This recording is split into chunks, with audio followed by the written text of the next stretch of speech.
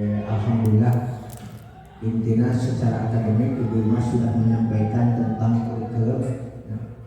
Sekilas hasil orang di baktos liburnya dibahas, terutama orang hubungan jantan guru saling barangkali objek orang tua sepuh barangkali. Bahkan kelas ini parantos dibentuk koordinator paguyuban sepuh barangkali kelas hiji menurutnya. Oke, peneliti privados hatur nuhun ka Ibu Mas. Oke, selamat berjuang. Oke, selamat tugas. Mancen janten wali kelas guru kelas hiji sekumaha parantos dibentuk oke ditugaskeun, bahkan parantos di SKM, parantos gaduh surat SKBM kemarinnya diparosi di Damal di kabis privados. Mangga eta kantun urang ngalaksanakeun penten. Bahkan garapan-garapan di antawisna tina kurikulum merdeka khusus kelas hiji oke kelas 4 paminten ayeuna parantos mulai diuji cobakan. Bahkan bagaimana kelas hiji, kelas 2, kelas 4, kelas 5 artinya terutama ada bentuk oke paguyuban kepala sekolah Nusantara nantinya. Nah, insyaallah ibu bapak sok sanes teh acan ulah tinggalin penten titip di abdi bapak ibu sadana buka dina HP Android nya dina grup-grup terutama anu calon PLPG oge materina bakal sur dina eta oge penten anu disebut guru hebat. Nah, ibu Mas sedang berjalan paling oge sabadaya mudah-mudahan ibu nyari yang berlanjut oke sarkasna beres lalu lulus menjadi guru penggerak insyaallah ya. Kemarin Pak Menteri Pendidikan Pak Nadiem Makarim sudah meluncurkan pengangkatan kepala sekolah se-Indonesia 5.000 Lampung nantinya bakal direkrut 30 anu lulus guru penggerak. Guru penggerak eta udah lulus disebut guru hebat karena disebut dimanggilkan guru hebatnya. Oke, kali itu terus tinggal guru penggerak diangkat dari kepala sekolah, diangkat dari pengawas disebut kepala sekolah hebat katanya. Mudah-mudahan rencana pemerintah anu terus bergulir dilaksanakan, mudah-mudahan berjalan lancar. Oke, akan mencetak guru-guru yang profesionalnya yang berkarakter.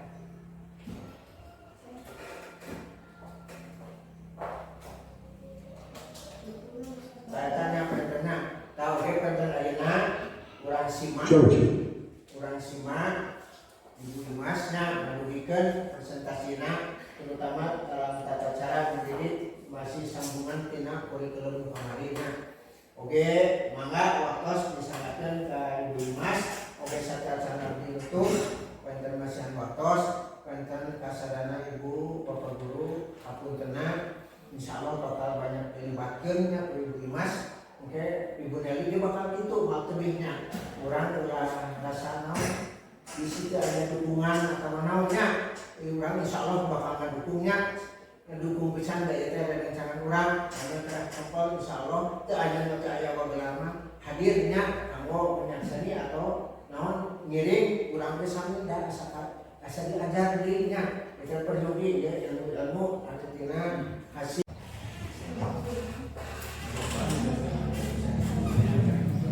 Assalamualaikum warahmatullahi wabarakatuh. Terima kasih Bapak Kepala Sekolah dan Ibu Bapak Guru yang bisa hadir dalam acara diseminasi budaya positif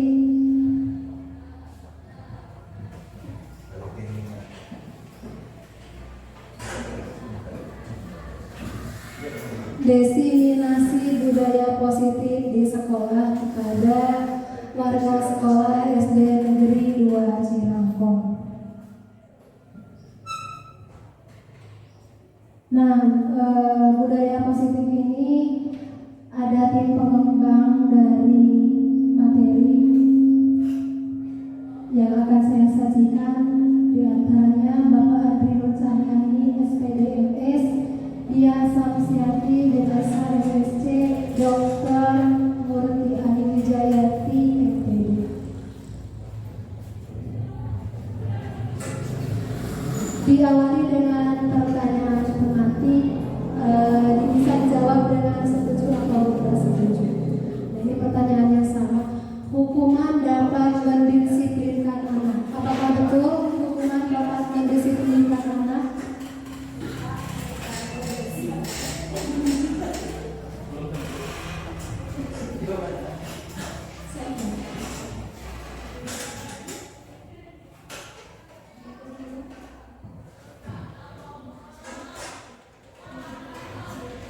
Bagaimana dengan hukuman dapat mendisiplinkan anak? Betul? Betul tidak? Tidak setuju. Boleh. Tidak setuju. Bisa jadi, Bisa jadi. bisa Ramah-ramah. jadi hukuman tergantung dari jenis hukuman tersebut.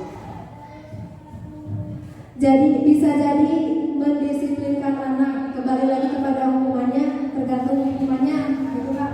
Ya, itu jawaban dari Bapak Heru Taman. Kemudian pemberian hukuman dengan hal positif seperti membaca atau membersihkan halaman sekolah dapat meningkatkan kedisiplinan anak. Betul? Tergantung.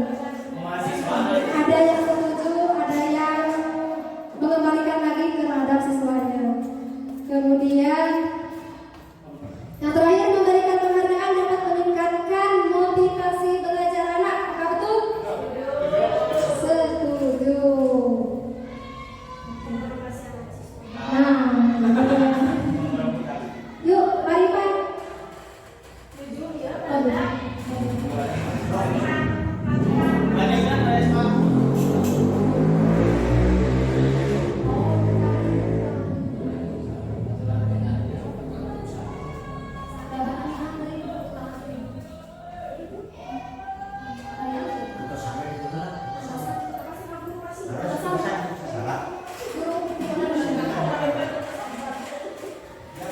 Nah, ada beberapa materi yang akan saya sampaikan, di antaranya adalah disiplin positif dan nilai-nilai kebajikan universal, kemudian teori motivasi, hukuman, penghargaan dan restitusi, kemudian keyakinan kelas, kebutuhan dasar manusia dan dunia berkualitas, restitusi, 5 posisi kontrol, kemudian ada restitusi segitiga restitusi. Mulai dari disiplin positif. Nah, kenapa saya ada di sini? Karena seperti kepala tangan yang dikepal, kira-kira jika di dalamnya berisi sesuatu, kemudian ada orang lain yang ingin membukanya, kira-kira kita harus membukanya atau tidak? Nah, di sini ada A dan B, Anda dan teman Anda. Nah, so bebas cari kertas kecil, tuliskan benda atau sesuatu yang sangat berharga, kemudian diletakkan di dalam kepala itu. Kemudian teman Anda mengunjung untuk teman kita, ya, teman kita mengunjung untuk membukanya. Kira-kira kita harus membukanya atau tidak? Ketika benda itu sangat berharga bagi kita dan teman kita itu sangat ingin sekali melihat apa yang ada di dalam genggaman kita, kira-kira kita membukanya atau tidak?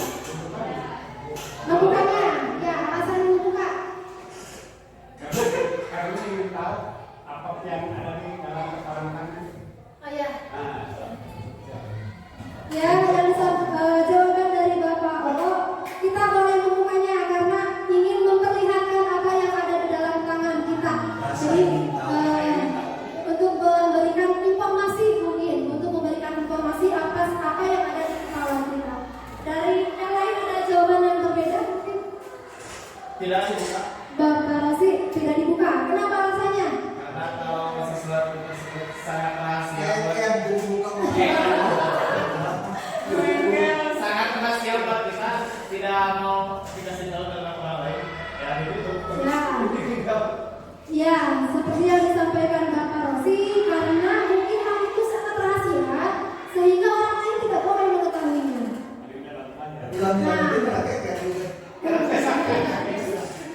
Sehingga kita harus mempertahankan apapun rayuannya, bagaimanapun rayuannya kita harus mempertahankannya. Itu yang disampaikan oleh Bapak Rosi. Nah, sebenarnya seharusnya kita itu apabila memiliki sesuatu, sesuatu yang berharga itu sebaiknya kita, tadi apa yang disampaikan Pak Olo, kita buka. Karena barangkali dari yang berharga yang kita miliki itu ada orang lain yang membutuhkan, atau mungkin kita perlu memberikan informasi supaya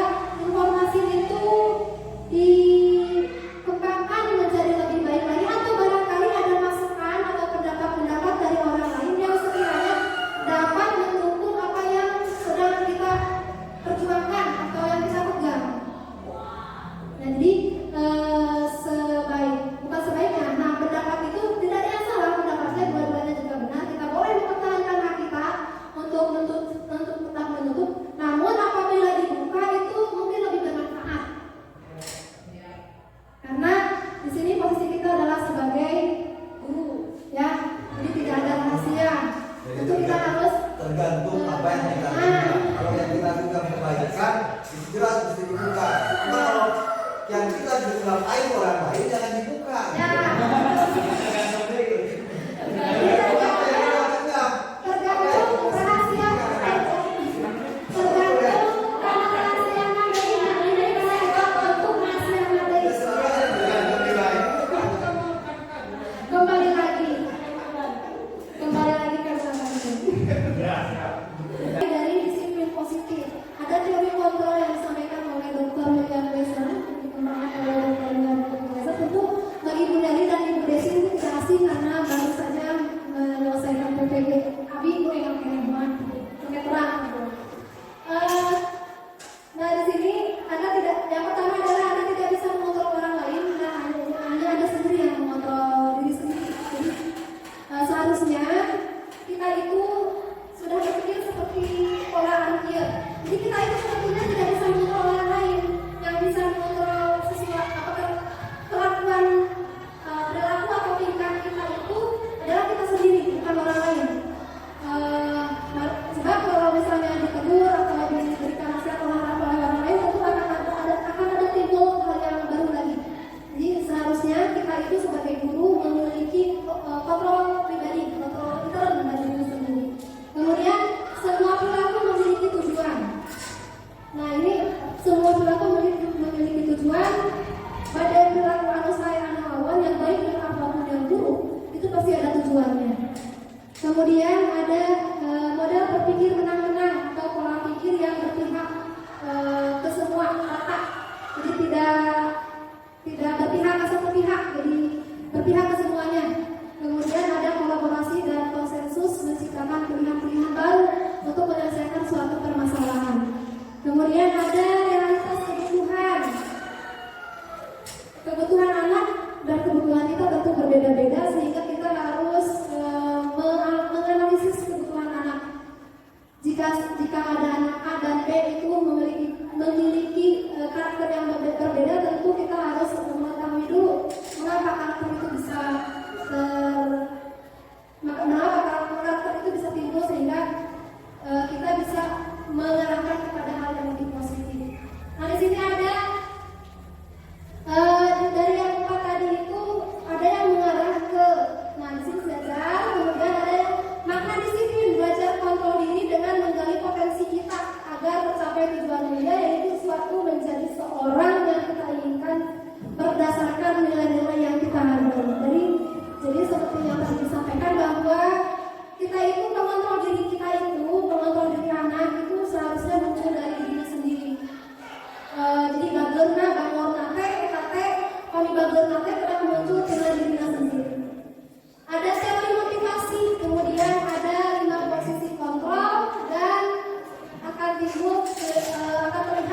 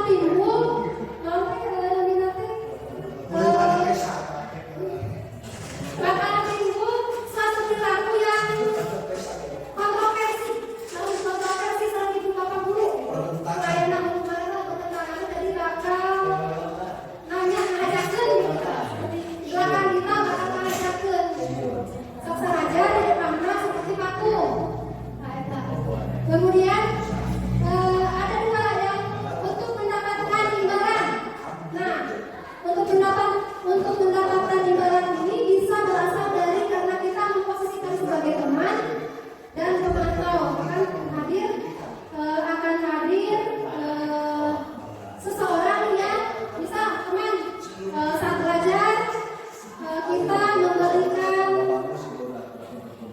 mau reward ya. Kalau dulu saat saya kuliah guru boleh memberikan reward, tapi sekarang kemarin sudah diperbincangkan dengan sangat luas dengan ibu bapak fasilitator ya, dengan ibu bapak instruktur. Ternyata reward itu kurang tepat jika dilaksanakan dalam proses pembelajaran, sehingga nanti akan timbul kecanduan dan itu akan menimbulkan motivasi dari eksternal. Jadi misal si A itu ngerjakan tugas nanti karena badan dikasih haji 5.000, jadi gak ngerjakan tugas. Nah, karena anak pernah menerima, jadi ayat pengertian mereka itu jika anak tidak diberikan hadiah atau uang misal, maka anak tidak akan mengerjakan tugas. Jika anak mengerjakan tugas, maka jika anak diberikan hadiah, maka anak akan mengerjakan tugas. Nah, semua itu adalah semua kegiatan itu akan menimbulkan motivasi ekstrinsik. Kemudian yang perlu kita lakukan adalah kita bertindak sebagai manajer. Bukan tidak boleh sebagai penghukum, sebagai pembuat rasa bersalah, sebagai teman, tapi kita harus memposisikan diri. Apakah kita ini sekarang harus sebagai manajer, apakah harus sebagai teman, apakah sebagai pemantau? Jadi harus memposisikan diri. Begitu maksudnya. Kemudian untuk manajer kita akan anak itu menghargai dirinya sendiri, motivasi menghargai dirinya sendiri sehingga akan timbul motivasi intrinsik. Jadi penanaman sifat tanggung jawab. Jadi diberikan tugas, kemudian kita tanamkan sifat tanggung jawab kepada anak, dan anak akan mengerjakan tugas tanpa ada iming-iming hadiah apapun. Jadi anak menyadari bahwa tugas itu adalah tanggung jawabnya, sehingga anak itu akan menyelesaikan tugas atau PR atau apapun yang ditugaskan oleh guru yang berhubungan dengan pembelajaran tanpa mengharapkan imbalan apapun. Kemudian di sini akan ada nilai-nilai kebajikan universal. Tadi akan timbul rasa tanggung jawab. Kemudian akan ada boleh kerjasama, boleh akan ada timbul komunikasi antara guru dan siswa. Nah di sini nilai-nilai universal itu banyak. Ada saling menghormati, sopan, santun, saling menghargai. Kemudian rukunnya tidak boleh rukun. Nah itu salah satu sifat universal yang harusnya muncul dalam diri anak. Kemudian ada 5 posisi kontrol tadi: penghukum, sebagai pembuat rasa bersalah, sebagai teman, sebagai pemantau, atau sebagai manajer. Ini adalah salah satu 5 ini adalah posisi kontrol di mana saat kita menghadapi peserta didik yang memiliki permasalahan. Kita ini posisikan sebagai penghukum atau pembuat rasa bersalah, sebagai teman, sebagai pemantau, sebagai manajer. Jadi posisikanlah diri kita ini sebagai posisi yang tepat agar tercipta motivasi intrinsik-intrinsik-intrinsik-nya. Itu kan yang kita harapkan. Jadi yang kita harapkan sebagai guru, anak itu memiliki motivasi dari dalam dirinya tanpa kita berikan iming-iming apapun. Betul. Kemudian ada dalam penanganan kasus di sekolah atau penanganan permasalahan di sekolah, ada yang namanya segitiga restitusi. Nah di sini dalam segitiga restitusi ini kita bisa menstabilkan anak terlebih dahulu.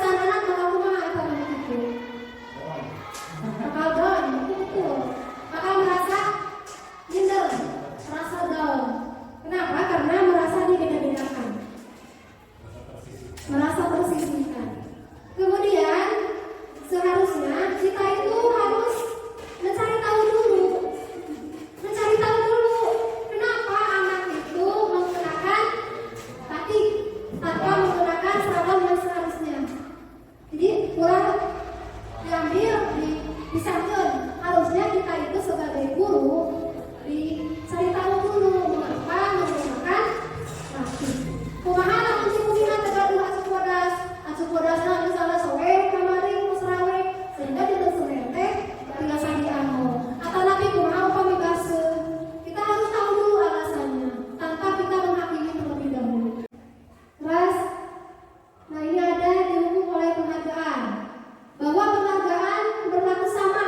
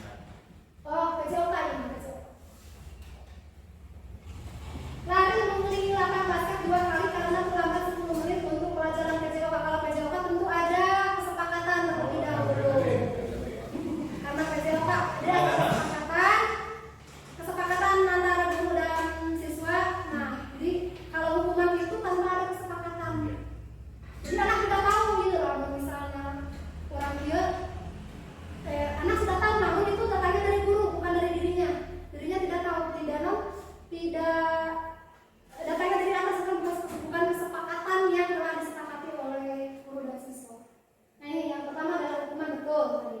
Jadi yang keempat dan yang kelima adalah yang terakhir konsekuensi.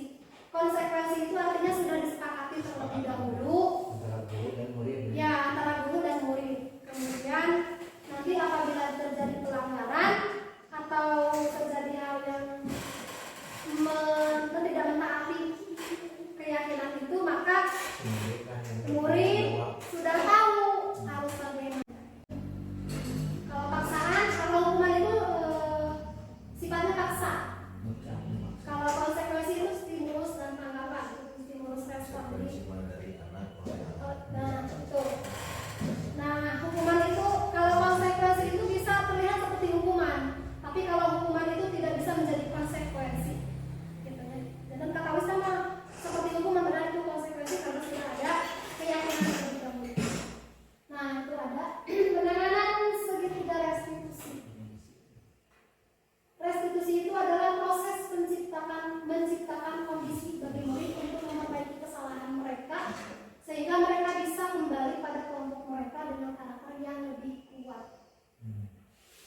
Di restitusi itu tadi saat anak tidak mengenakan sepatu hitam, ditanya terlebih dahulu sehingga saat kembali ke kelompoknya itu merasa percaya diri. Saya mengenakan sepatu ini bukan karena ingin melanggar aturan, namun karena banyak hal dan saya harus mengenakan sepatu ini. Adapun jika ada keyakinan yang sudah disepakati dan dan konsekuensi yang sudah disepakati dan itu adalah konsekuensi bukan hukuman. Kalau hukuman itu jadi namanya spontan. Kalau hukuman itu spontan. Biasanya dampak dari konsekuensi bisa menimbulkan hukuman. Nah, ya seperti hukuman, tadi itu konsekuensi. Konsekuensi tidak terlihat seperti hukuman, berarti itu konsekuensi. Jadi hukuman itu bisa jadi konsekuensi. Tapi konsekuensi itu bisa terlihat seperti hukuman. Kenapa disebut konsekuensi? Karena sudah ada kesepakatan kedua belah pihak. Jadi kita menyampaikan kepada peserta didik itu bukan hukuman, tapi konsekuensi. Nah, Kita melanggar konsekuensi ada sanksi. iya, sanksi. Setiap konsekuensi ada. Sudah Bapak Ibu, ada yang ditanyakan? Masuk cekap dulu. Baik, bisa.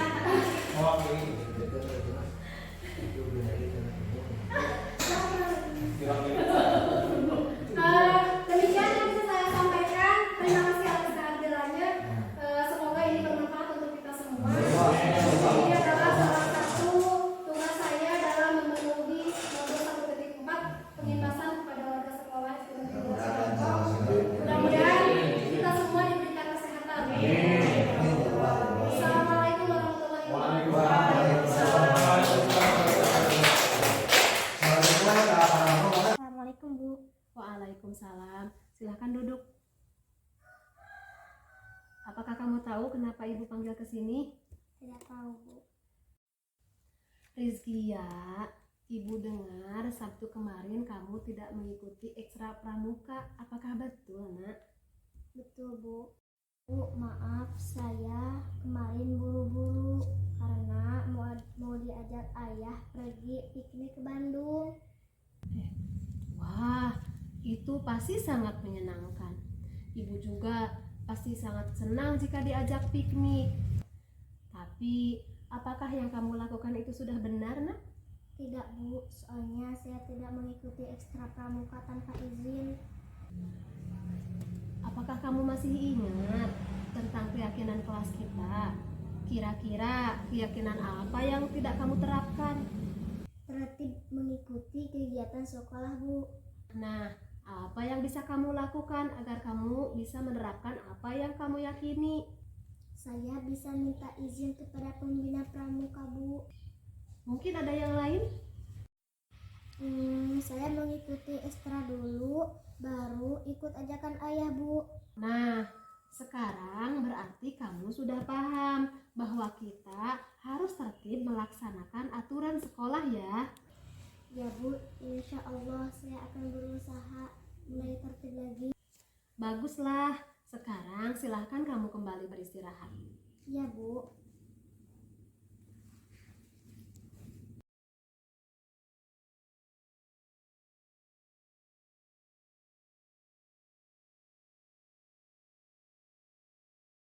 Warahmatullahi wabarakatuh.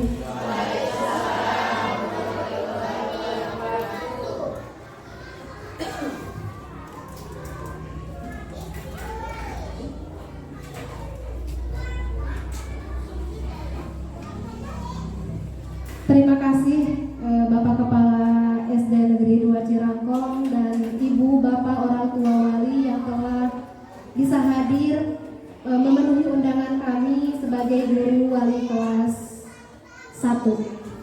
Kali ini saya akan menyampaikan cita-cita sekolah. Ini adalah cita-cita yang sudah kami rembukan pada saat libur sekolah kemarin dengan Bapak Kepala dan Ibu Bapak Guru, dan sekarang harus saya sampaikan kepada Ibu Bapak.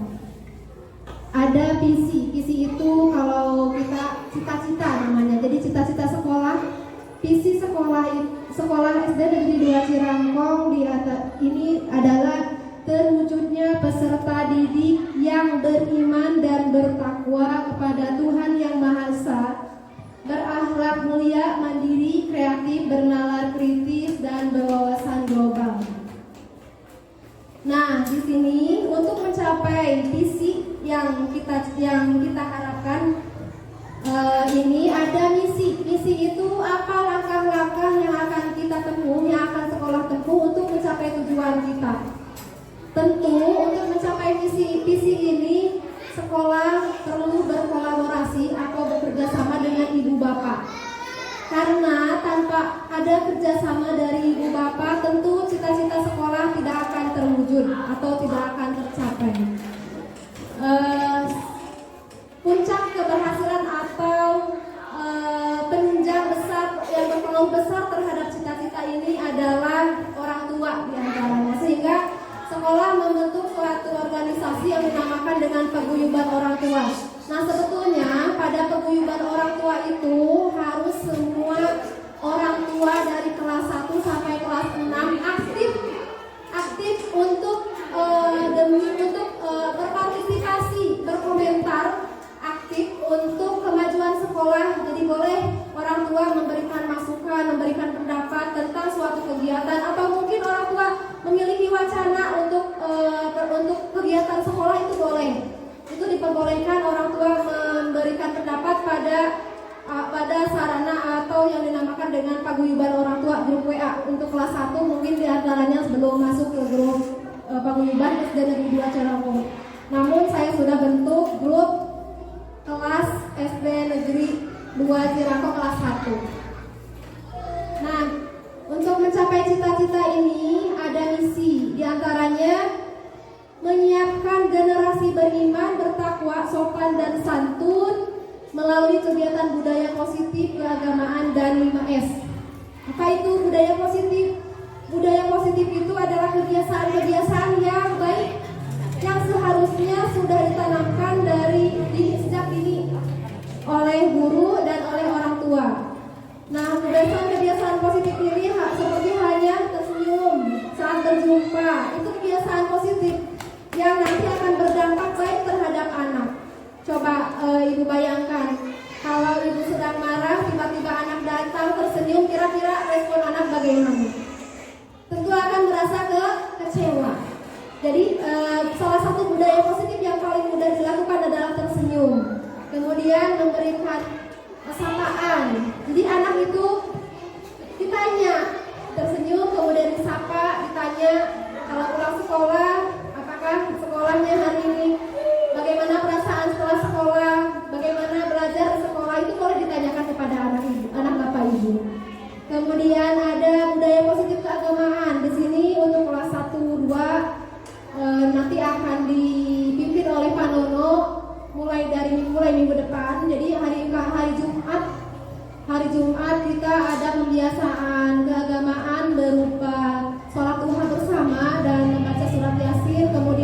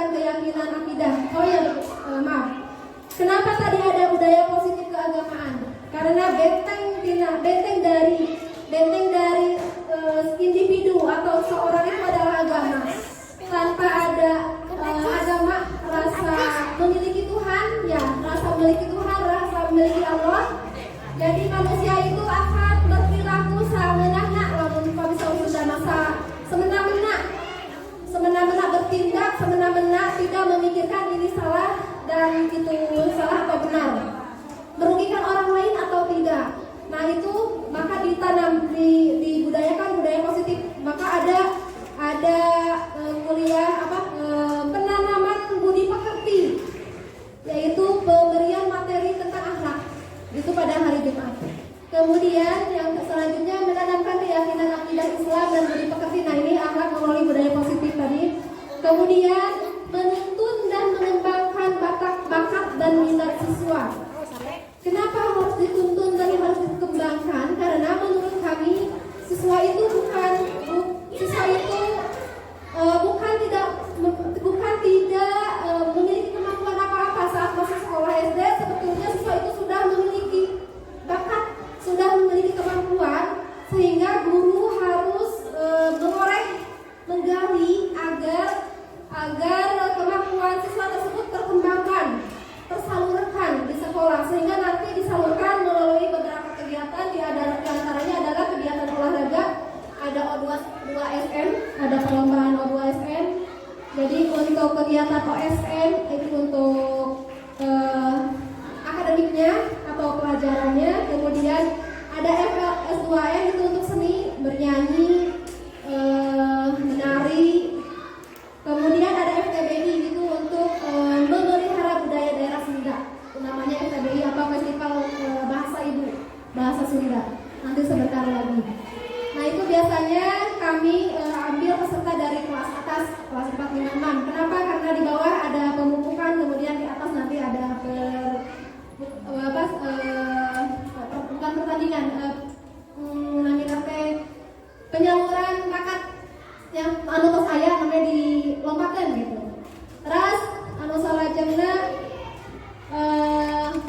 nah kalau kegiatan O2SN, OSN, FLS2N, FTBI ini hingga tiasa ke sekolah unggul punten Ibu Bapak kedah periogi dukungan di Ibu Bapak. Misal anu ngiringan anu gaduh bakat kana seni, upami sakola nu sanesna anu gaduh bakat kana seni ku orang tua teh di kursuskeun kana seni. Misal anu kana nyanyi, orang vokal, anu kana nari, kursus menari. Nah sehingga bakat-bakat anak itu akan betul-betul tergali.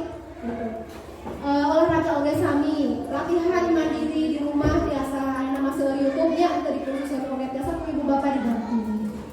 Kemudian membentuk generasi yang aktif, kreatif, inovatif sesuai dengan perkembangan zaman melalui pembelajaran menyenangkan dan kegiatan ekstrakurikuler. Seperti halnya tadi sudah Ibu Bapak saksikan. Jadi sebetulnya tadi ada olahraga pagi sebelum belajar, nanti kalau hari Sabtu ada olahraga pagi, kemudian belajar, kemudian ada ekstrakurikuler pramuka. Nah itu untuk pembentukan karakter, pendukung karakter peserta didik. Kreatifnya, inovatifnya nanti dikembangkan di ekstrakurikuler. Di sini ada ekstrakurikuler pramuka yang wajib, kemudian nanti ada ekstrakurikuler pencak silat akan dipimpin oleh Pak Helmi. Kemudian yang selanjutnya menciptakan anak bangsa yang mengenal dan mencintai kebudayaan masyarakat dan bangsanya melalui kegiatan upacara. Upacara itu untuk menenangkan cinta tanah air, sehingga siswa merasakan bahwa dirinya itu adalah sebagai warga negara Indonesia. Kemudian gotong royong itu menanamkan sikap kerjasama, gotong royong menanamkan sikap saling menghormati, saling menghargai, kemudian saling membantu. Itu gotong royong kalau untuk kelas 1 paling bergotong royong membersihkan kelas, bergotong royong membantu temannya, atau bergotong royong itu menanamkan sifat simpati dan empati.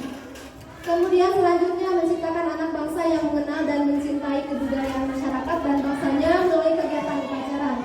Kemudian selanjutnya menerapkan manajemen berbasis sekolah yang berpartisipasi aktif. Nah di sini semua guru dan kepala sekolah tentu tidak berdiam diri. Kina-kina terus jadi guru, terus jadi bapak kepala, cici wae cenah neangan milarian ilmu deui gitu.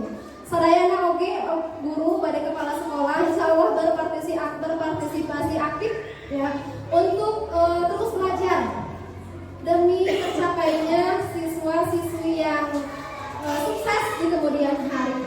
Kemudian selanjutnya menciptakan lingkungan sekolah yang kondusif, bersih, sehat, dan hijau menuju adiwiyata mandiri. Nah, di sini di kegiatan ini perlu dukungan ibu bapak. Jadi selain di sekolah, saya percaya ibu bapak tentu sudah menanamkan sikap kebersihan, misalnya membuang sampah pada tempatnya, kemudian membersihkan diri tiap pagi sebelum sekolah, harus mandi. Nama harus mandi, kumaha caranya harus mandi. Kalau sakit, ibu bapak harus paham disesuaikan dengan kebutuhan anak. Kalau anak perlu mandi, butuh mandi. Kalau misalnya sakit, sekarang tidak boleh mandi, ulah dipaksa ibak. Nah, terus kondusif itu artinya harus merasa aman di rumah ataupun di sekolah ataupun di tempat lain, harus merasa aman. Jadi dengan teman-temannya harus merasakan kenyamanan, keamanan, sehingga anak merasakan kebahagiaan atau ketenangan dan nanti akan berpengaruh terhadap pola pikir anak. Jadi ada kadang-kadang saya sebagai orang tua kadang-kadang memang jika saya capek kemudian terkait diturutan. Jika saya capek di rumah berantakan, kemudian yang menjadi pelampiasan adalah anak. Nah, seharusnya kalau sebagai orang tua itu tidak seperti itu. Jadi tidak seperti itu, tidak boleh anak dijadikan sebagai rujukan dari apa yang seharusnya kita pertanggungjawabkan. Nah itu Bu. Kemudian sehat itu artinya harus bisa menjaga kesehatan dari kebersihan, tentu akan menjadi penunjang sebagai anak yang sehat jasmani dan rohani. Nah, sehat jasmani dan rohani itu artinya sekarang kan musim gadget ya, handphone. Mohon ibu bapak bantuannya ya, anak jangan sampai terlena dengan handphonenya. Ulah kira-kira anak anteng terus diantok dengan HP. Banyak sekali terjadi pengaruh dari handphone itu untuk anak-anak. Jika tidak didampingi oleh orang tuanya, banyak sekali dampak negatif. Kalau mau anak berkembang dengan menggunakan dengan memegang gadget, harus didampingi, harus diarahkan.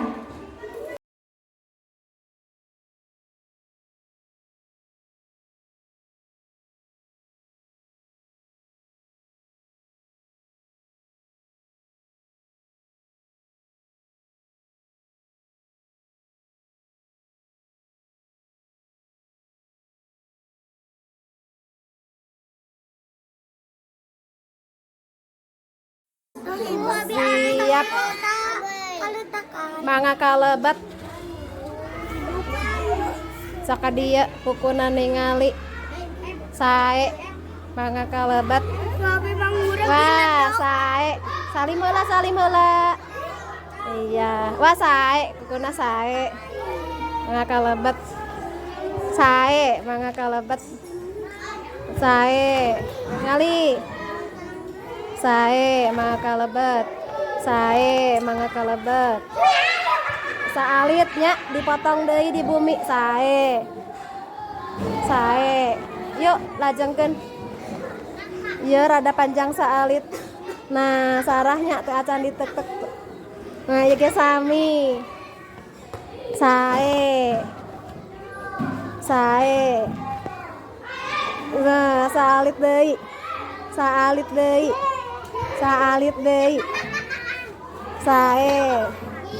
Sae. Wah, iya mah kedah dipotong. Ya, di pacarna dibukanya gelis pada cantik kukuna. Bilih aya kumaha nempel. Sae. Iya tuh. Dipotongnya. Tah ya sae.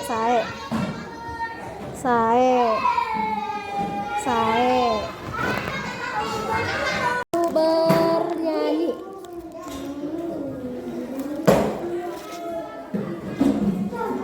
Siap? Iya. Sekarang ini sederhana. Ya, 1 dari kanan, 1 dari kiri, kurang dari kurang jembatan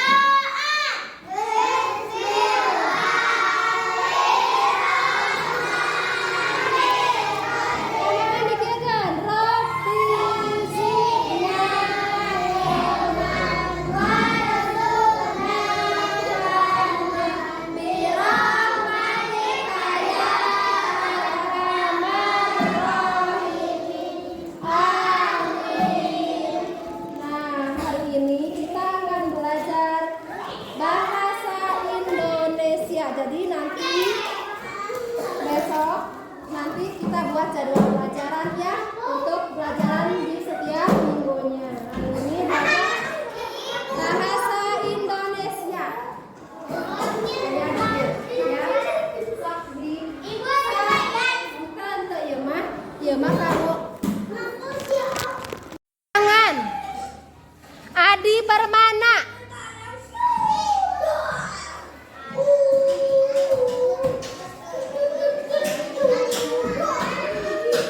Adila Putri. Adila.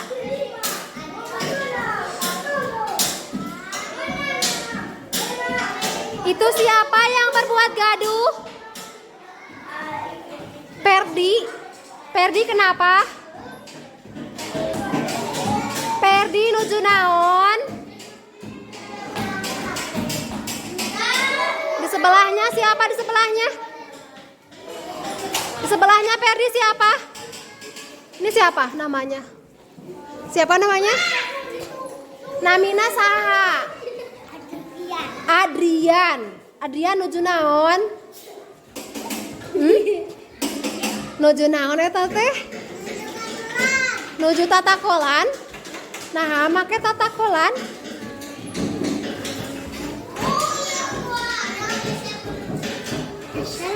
Kesel.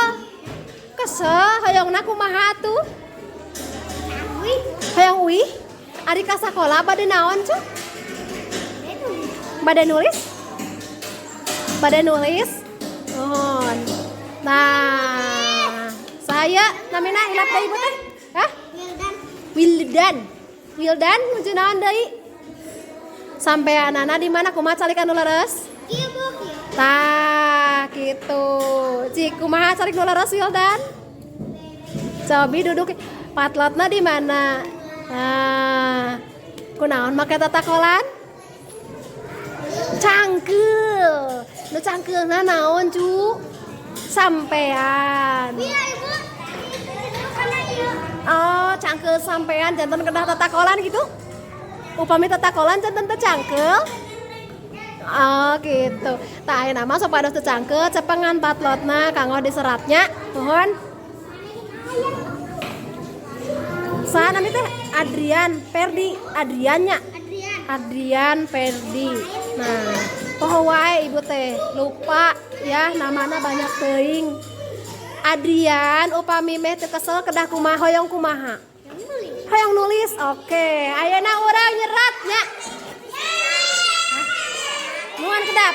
Urang nyerat. Acungkeun cara memegang pensil yang benar. Cara siapa itu namanya? Ilham. Kenapa Ilham memegang pensilnya begitu? Kunaon memegang pensilnya ku sampean? Nyeratna pada ku sampean? Siasa? Ari nyerat saya ku sampean ku panangan? Ku panangan. Ilham sok nyeratna ku sampean ku panangan? Ku panangan sing kumaha nyepang patlot nu sae. Nah, kitu sae.